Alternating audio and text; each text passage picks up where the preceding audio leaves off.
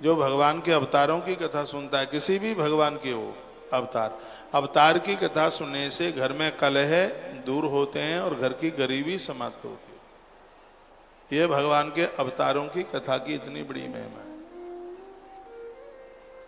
तो नंदी जी ने कहा अवतारम परमानंदम यति नाथा वयम बोले, हे महात्माओं ये कथा सुन लो, ये परम आनंद दे देगी ये कथा।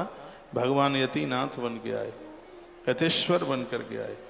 कैसे बन के आए? अर्बुदला चल संगे तो पर्वते भिल्ल वंशज आहु कसतभ्यासे बसते स्म मुनीश्वर। कहा अर्बुदाचल नाम के पर्वत पर एक भील रहता था जिसका नाम था आहुक, और उसकी पत्नी का नाम था आहुका। भील व्यक्ति, और ये इस पर्वत अर्बुदाचल नाम के पहाड़ पर यह भील रहता था। तत्पत्नी आहुका नाम बभूद अखिल सुव्रता। पत्नी का नाम आहुका था जो अत्यंत पतिव्रता थी, बहुत ज्यादा पतिव्रता। और नारी के पास सबसे बड़े खड्ग, सबसे बड़ी तलवार यही है।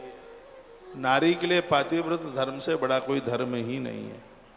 वाप महासेवा वास्तव तव शिव पूजक हो। पत पत्नी दोनों भील और भीलिनी भगवान शिव के परम भक्त हैं। भगवान शंकर की पूजा के बिना तो वो जल तक नहीं पीते। देखिए जीवन में कोई न कोई नियम होना चाहिए। लोग कहते हैं इससे क्या हो जाता है, बहुत कुछ हो जाता है। आप ये नियम ले लेते हैं कि हम नहाए बिना जल भी नहीं पिएंगे,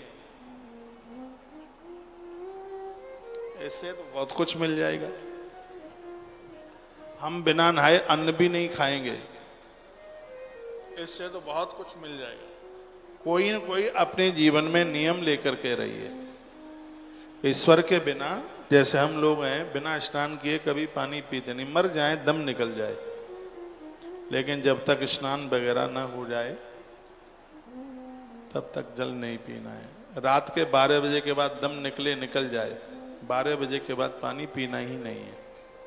नियम है, चल रहा है, भगवत कृपा से, प्रभु कृपा से चल रहा है। नियम लिया है तो लिया है। कभी होटल पर खाना नहीं है जिंदगी के अंतिम श्वास तक, अभी तक खाया नहीं तो क्यों खाए। चाय पी नहीं, अभी तक जन्म से नहीं पी। हम तो अपने आप को इतना भाग्यशाली मानते हैं। ऐसी माँ ने जन्म दिया जो दूध ही पिलाती रही, चाय होठ तक आने नहीं दी उसने। सत्य तो यही है, पहले जन्म में पी होगी। जन्म से लेकर के अभी तक किसी के घर आए हों, चाय पी हो तो कोई बता दे? कभी हो ही नहीं सकता, कोई मतलब ही नहीं है। कभी होटलों का खाया नहीं। ये मैं अपने लिए नहीं, मैं आप सबके लिए कह रहा हूँ, कोई न कोई नियम तो जीवन में होना चाहिए। ये भील घर में जन्म लिया इन्होंने, लेकिन उनका नियम क्या है? उनका नियम यह है कि भगवान शिव के पूजा के बिना वो तो जल तक नहीं पीते। और जो भगवान के लिए कोई नियम लेगा और भगवान उसके घर न आवे, ऐसा कभी नहीं हो सकता। तो वापि महासेवा वास्तव तम शिव पूजक। पति और पत्नी दोनों भगवान महादेव के पुजारी हैं। और ये बहुत कम देखने को मिलता है कि पूरा दंपति पति पत्नी दोनों भगवान के भक्त हों। इस ग्रंथ में एक बात कही थी, एक दिन वो पेज आया भी था और मैं आपको सुना नहीं पाया, तब तक आरती का समय हो गया था। और इसमें यह कहा गया था कि आपने बेटी की सगाई कर दी है और बेटी ऐसे घर में चली गई, विवाह भी हो गया। जो लोग नास्तिक लोग हैं, आपकी बेटी भगवान को मानती है,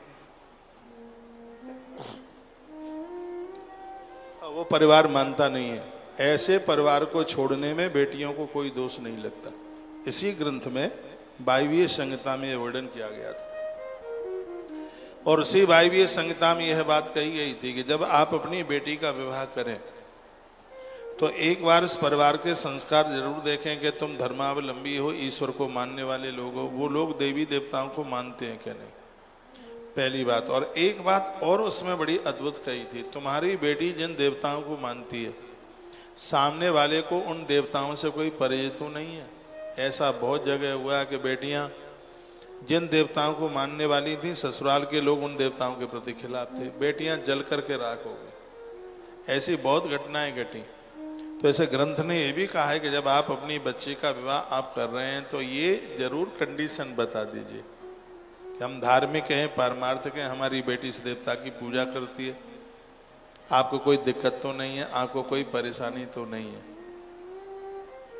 ये जरूर बता दीजिएगा।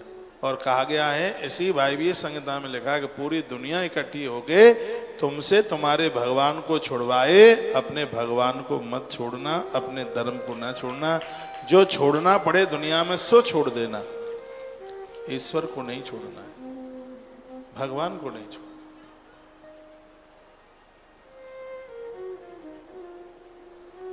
तो ये बड़ी अद्भुत कथा आप सुने। वो भील और भीलनी भगवान महादेव के परम भक्त हैं। लिखा है, कस्मिन च समय भिलना शिव भक्ति रत सदा आहारार्थम सुपत्न्या से सुदूरम सगतम।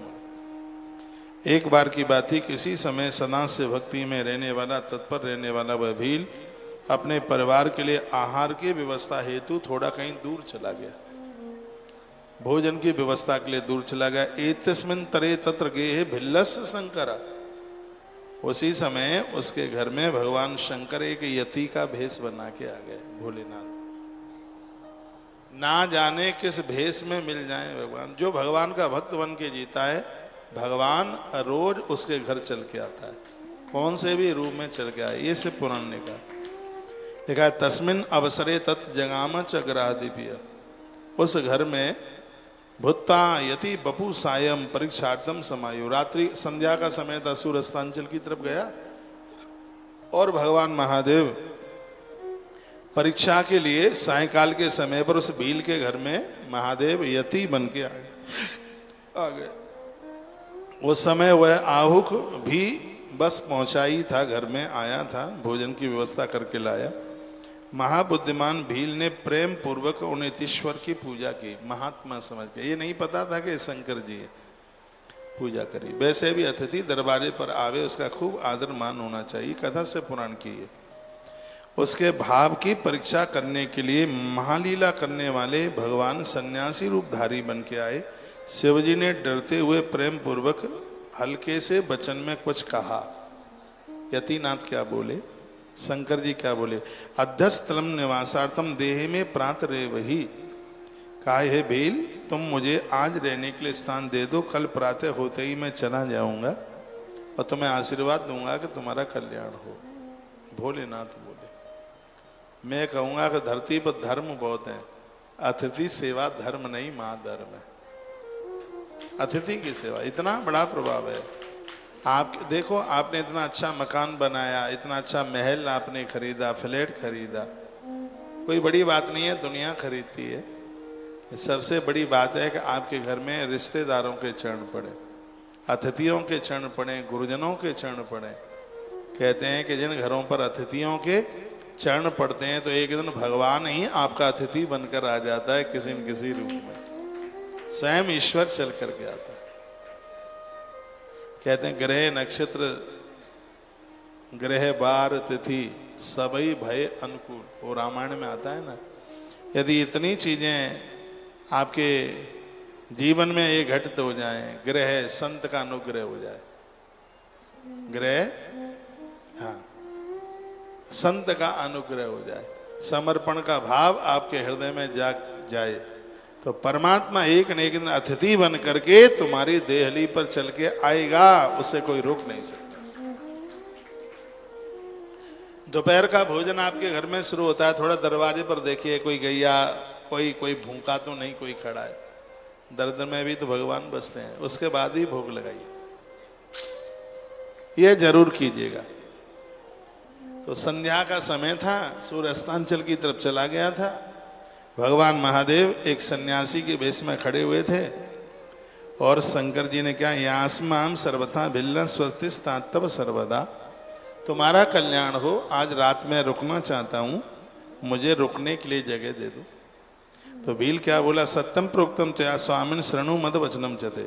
हे स्वामी, आपने सत्य कहा है, किंतु मेरी बात सुनिए, मेरा स्थान तो बहुत छोटा है, थोड़ा है, फिर यहाँ आपका निवास किस प्रकार संभव हो सकता है? छोटी सी कुटिया है, छोटी सी झोपड़िया है, उसमें हम दोनों, हमारे 2 बच्चे उसी में रहते हैं, जगह तो है नहीं उसमें, तो हम कैसे आपको जगह दे सकते हैं? तो नंदीश्वर वाच, नंदी ने कथा सुनाई, इतुक्त सा इतस्तेन गमनाय मतिम ददे। नंदीश्वर कहते हैं, जब ऐसा समाचार सन्यासी को मिला, तब उन्होंने जाने के लिए कार्यक्रम बना लिया। तब तक भिलनी ने विचार करके अपने स्वामी जी से एक बात बोल दी। माताएं बड़ी उदार होती हैं। जब वो महादेव जाने लगे, आप सोइए मत, इधर देखिए, जब वो जाने लगे तो भिलनी अपने पति को क्या बोली, स्वामिन देय्य तो स्थानम विमुखम कुर्मात्यथम ग्रही धर्म विचार्यम तुम मन्यथा धर्म संक्षय। उसने कहा, हे स्वामी, गृहस्थ धर्म का विचार करके आप सन्यासी को स्थान दे दो, अतिथि को निराश मत कीजिए, अन्यथा आपका धर्म समाप्त हो जाएगा। और नारी बोली, भिलनी बोली, आप घर के भीतर सन्यासी के साथ निवास करें और मैं रात्रि को घर के बाहर पड़ी रहूंगी पेड़ के नीचे, कोई चिंता की बात नहीं है। और आप अंदर रहें, महात्मा जी के साथ आप रहें और मैं घर के बाहर रहूंगी, अतिथि को जाने मन दीजिए। तो स्वपत्न्या मनसा तेना भिल्लेन स विचारिता, पत्नी की बात सुनकर के भील को कुछ आत्म समझ में बात आई। गृहस्थ धर्म का आचरण करने वालों के लिए ये दोनों बातें सर्वथा उचित नहीं है। कौन कौन सी बातें हैं? तो एक तो आने वाले व्यक्ति को देख करके झुलस जाए, और एक आने वाले व्यक्ति की रोटी गिने कि इतना खाता है, क्यों आ गया है, हम तो किसी के यहाँ जाते ही नहीं, ये लोग हमारे ही यहाँ जाते हैं, लगता है कि इनके घर में रोटियों की कमी आ गई है। इससे शीघ्र पुण्य क्षीण हो जाएगा। दरवाजे पर व्यक्ति आता है तो खुशी होनी चाहिए, प्रसन्नता होनी चाहिए। मैंने आश्रमों में देखा, अब वहाँ के मालिक को क्या चलता हुआ हमें नहीं पता, लेकिन उन आश्रमों में जाते हैं तो उनको पेट में भारी दर्द होता है, जो वहाँ नौकरी कर रहे हैं या कोई सेवा कर रहे हैं, पता नहीं उन्हें क्यों तकलीफ होती है। किवाड़ बंद कर देंगे, अब पंगत बंद हो गई है, अब नहीं है, तुम इतने समय पर क्या धर्मशाला समझ रखी है। आश्रम तो धर्मशाला ही होते हैं, तभी तुम आ गए, क्या धर्मशाला समझ रखी है? चाहे जब मुंह उठा करके आ जाते हो, हैं ना, दिन में ना सुबह 3 बजे देखते, ना रात को 12 बजे देखते, और हाल ही मुंह उठा के। जो वहाँ का प्रमुख आदमी है वो ऐसे लफ्ज नहीं बोल पाता। वो जय विजय की कथा आती है, जय विजय ने सनत कुमारों को रोक दिया, वही रावण कुंभकर्ण और पता नहीं क्या क्या बनते रहे वो आकर। एक दिन मैंने कथा में बोला है कि राम के संग में सुग्रीव की जरूरत है। सुग्रीव का मतलब मैंने यह भी बताया, सुकंठ नाम है जिसकी भाषा बढ़िया है। हम और आप जहां भी रहते हैं, महापुरुषों से लोग टूटे नहीं, महापुरुषों से लोग जुड़े, लोगों को जोड़ा जाए वहां। है आप मान लिया जाए पुराने हैं, मान लिया जाए आप यही इस गौशाला में, यहाँ बहुत तो मुझे ऐसे मान बाप दिखाई दे रहे हैं जिनको मैं 6-6, 7-7 साल से जानता हूँ। अपनी फिक्र मत कीजिए, आप तो आश्रम से जुड़े ही हैं। जो लोग आए हैं उन्हें पता ही नहीं है कि रसोई किधर है? वो यहाँ चक्कर लगा करके चले जाएं कि वैसे तो महाराज ये कहते हैं पराठे मत लाना, भोजन यहीं करना, यहाँ तो हमें किसी ने 2 रोटी के लिए नहीं पूछा था, पानी के लिए नहीं पूछा, हम तो वहाँ बैठे हैं महादेव के आगे, हमें तो पता ही नहीं है कि कौन आया कौन गया। तो आप उनको कहिए इधर रसोई चल रही है, उधर चलिए कार्यालय की तरफ, यहाँ की लस्सी में बड़ा टेस्ट, मैं रोज आते यहाँ लस्सी पीता हूँ। अरे ऐसी जीभ बिगड़ रही है, आते ही लस्सी मांगती है जीभ। और आपको ये सब यहाँ जानकारी है, लोग नए लोग आ रहे हैं, तो ये जिम्मेवारी यहीं की नहीं बोल रहा हूँ, जहाँ भी आप जुड़े हैं, तो भगत जगत की जिम्मेवारी बनती है कि लोगों को बताएं, यहाँ के बारे में बताएं। हम इतने साल से जुड़े हुए हैं, महाराज जी के साथ इतने वर्ष से यहाँ जुड़े हुए हैं। क्या हुआ?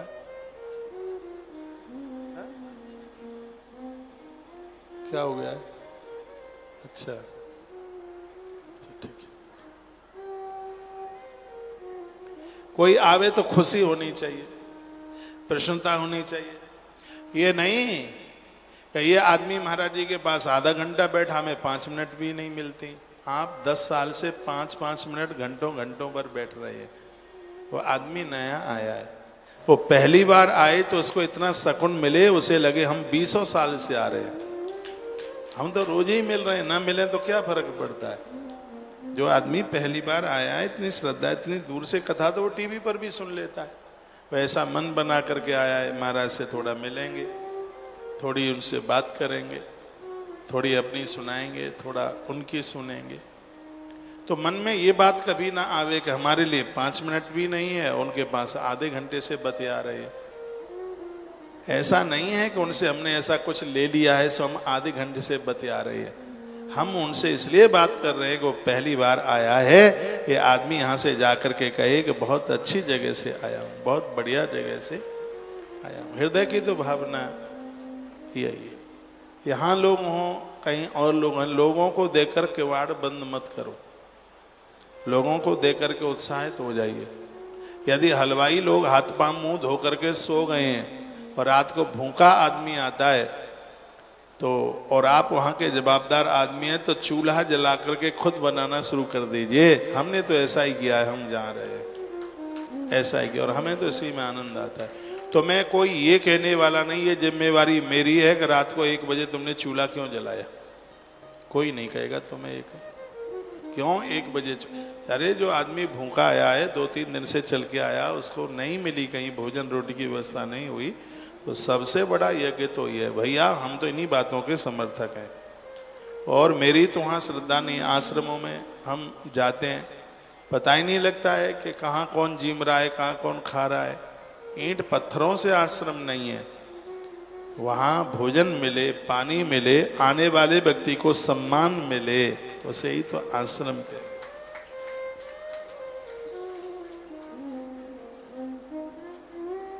बड़ा प्रसिद्ध दुआ है, आवे अतिथि द्वार पर करो सकल सम्मान, ना जाने किस भेष में मिल जाए भगवान। पता नहीं ईश्वर कौन से रूप में आ जाता है। मैं बहुत हृदय से बोल रहा हूँ, इसमें बनावटी भाषा नहीं है। आपके आगमन पर मुझे भारी खुशी होती है। मेरे अंदर छल नहीं, कपट नहीं, बिल्कुल खुली डायरी है। आपको देख करके चेहरा मुस्कुराता है। आप 1 दिन रहे, 25 दिन रहे, कभी ये नहीं आएगा मन में कि आप जा क्यों नहीं रहे। इसलिए मन में नहीं आएगा क्योंकि आपको यहाँ रोकने वाला बांके बिहारी है, राधा रानी है। जब जिसके बुलावे पर लोग आए हैं, उनके रखने पर गोपेश्वर रखता है वृंदावन में। जिसको महादेव ही रख रहा है तो हमारे पेट में दर्द क्यों हो भाई है? ये जितनी भी ये चीजें यहाँ के देवता ने सब बना के तैयार किया।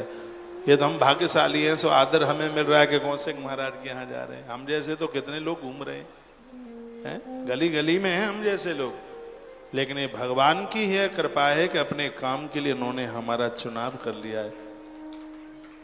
तो हमें तो खुशी होनी चाहिए, प्रसन्नता होनी चाहिए। हमें तो बहुत खुशी होती है।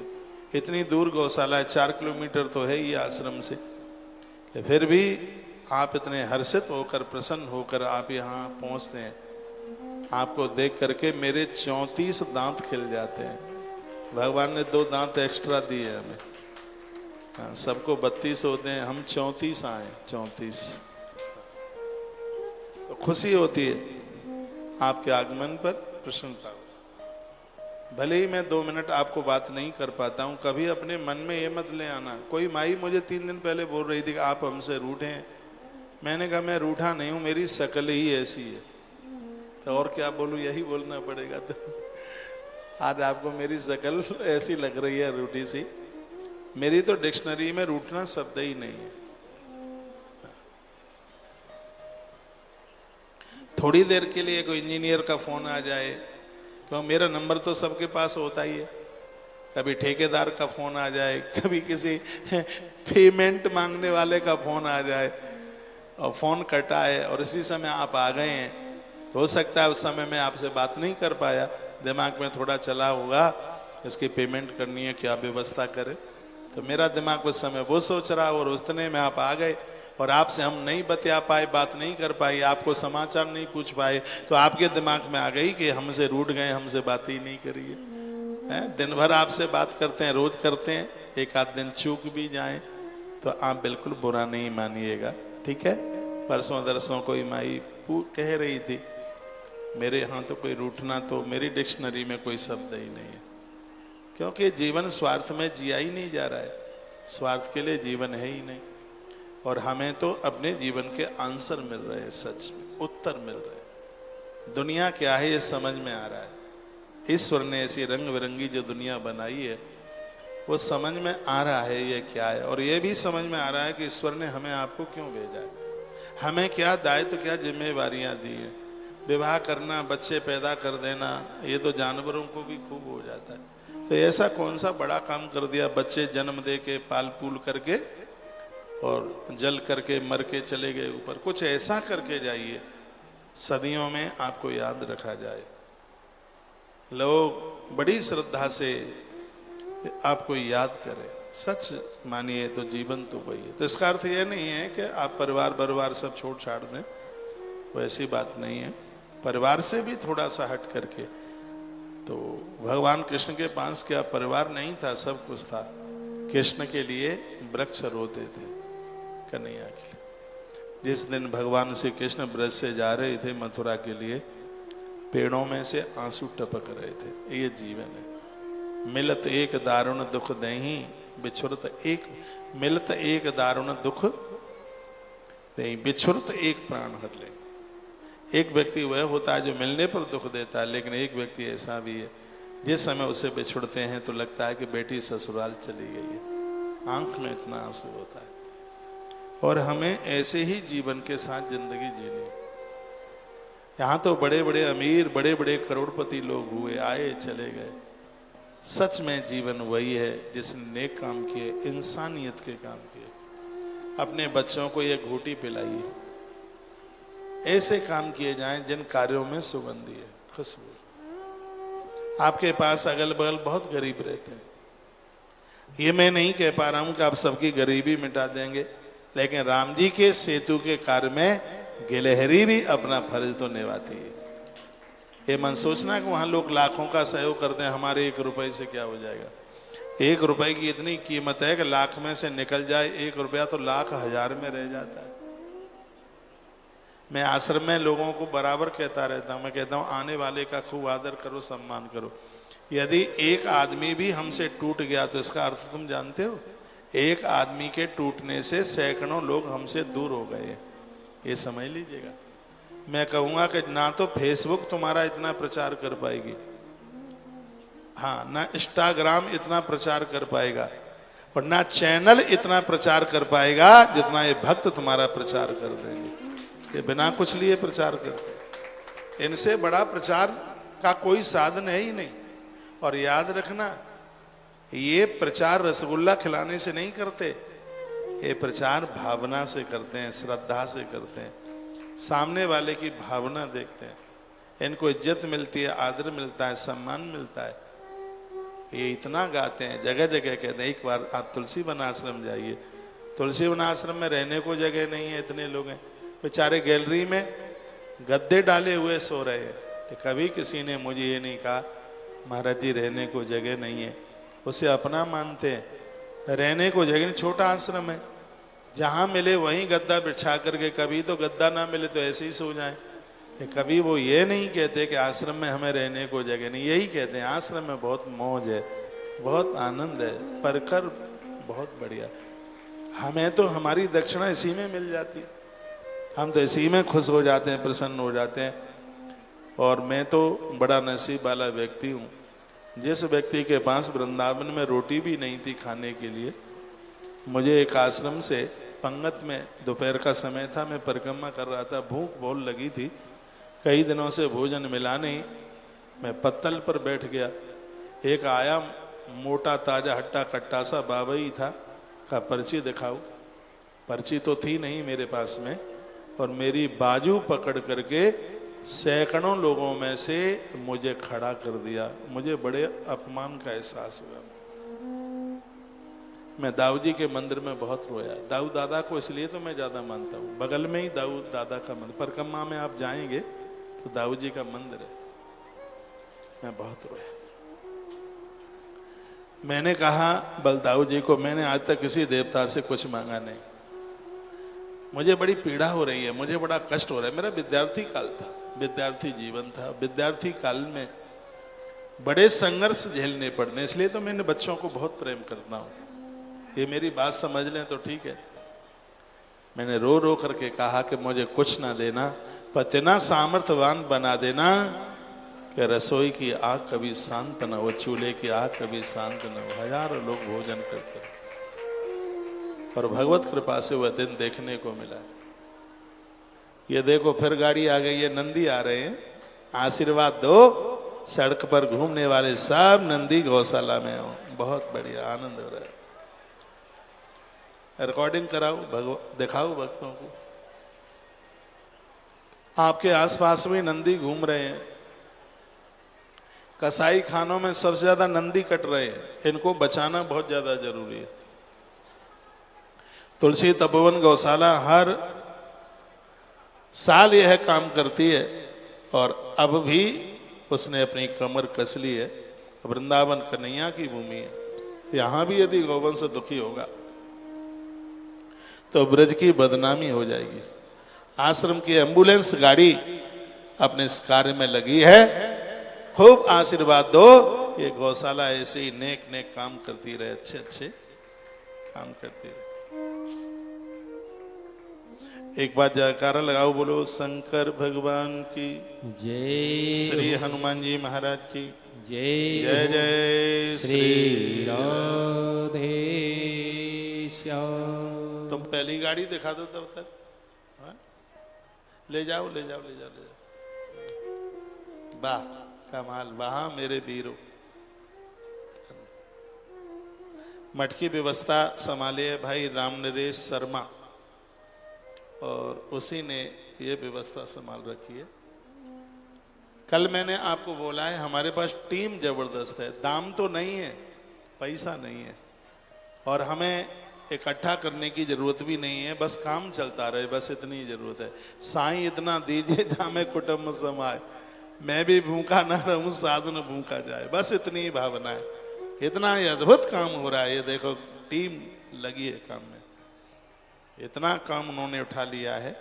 बहुत बहुत धन्यवाद के ये प्रतीक है। नंदियों को गौशाला ले जाओ, यहाँ मत खोलिए, अंदर ले जाओ, अंदर अंदर, यहाँ अरे यहाँ दौड़ेंगे अभी। रिकॉर्डिंग कर लो उसकी, रिकॉर्डिंग कर लो। अभी ये करुआ नंदी घूम ही रहा था बड़ी जोर जोर से। बोलिए शंकर भगवान की जय हो। ये नंदी बचाओ अभियान कैसा कार्य हो रहा है, एक बार आप भी अपना मैसेज जरूर भेजिएगा। गौ माता दूध देती है, सब रख ही लेते हैं, बेचारे नांदियों को कौन पूछता है, उनको तो ठलुआ समझ लेते हैं। नंदी महाराज, ये नंदी टीवी पर देख रहे हैं, आज ही आया, कितना अद्भुत है। ऐसा लग रहा है कि उज्जैन से महाकाल आया है। आइए मैं वहीं प्रसंग में आपको फिर एक बार लेकर के आ जाऊं। अतिथि की महिमा का वर्णन किया गया, महादेव अतिथि बन करके आ गए। आपके पास से टीवी दिखाई दे रही है जाजू जी? दिख रहा है वो टीवी में? नहीं दिख रहा ना दिया? दिख रहा है। बच्चों दूर रहे ना नंदी से, पकड़ के लाए हैं, ये अभी मरखने होंगे, सो कहीं उनके नजदीक पहुंच जाओ, क्योंकि आश्रम के जन्म में हुए तो नंदी ऐसे हैं जिनके पांवों के नीचे लेट जाओ।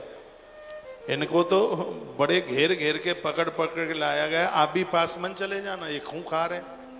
एक एक नंदी को पकड़ने के लिए 10-10 पहलवान गए यहाँ से, ये बहुत खूंखार हैं। सो कहीं तुम चले जाओ उनके पास, हमारे भोला को समझ के, भोला बहुत ज्यादा सीधा है, कहीं सीधे पहुंच जाओ, इसलिए ऐसा नहीं करना।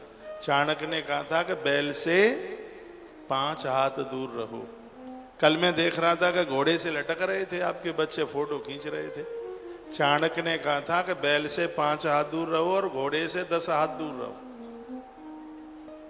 हाँ, सो कहीं फोटो के चक्कर में कहीं कोई दिक्कत हो जाए।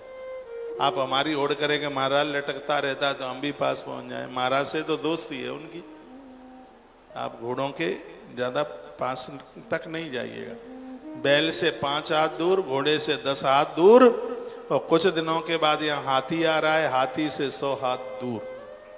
सकटम 5 हस्तेन 10 हस्तेन वाजनाम, और हस्ती 7 हस्तेन, हाँ, देश त्यागे न दुर्जनम। हाथी आ रहा है, लाइसेंस मिल गया है हाथी का, हाथी परमिशन होती है हाथी के लिए।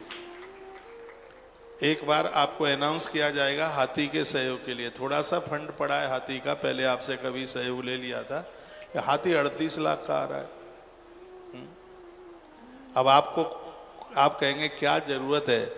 जिस दिन मैं बताऊं कि इसकी इसलिए जरूरत है तो आप कहोगे महाराज जी आज ही बुला लो, ये तो बहुत अच्छा काम है।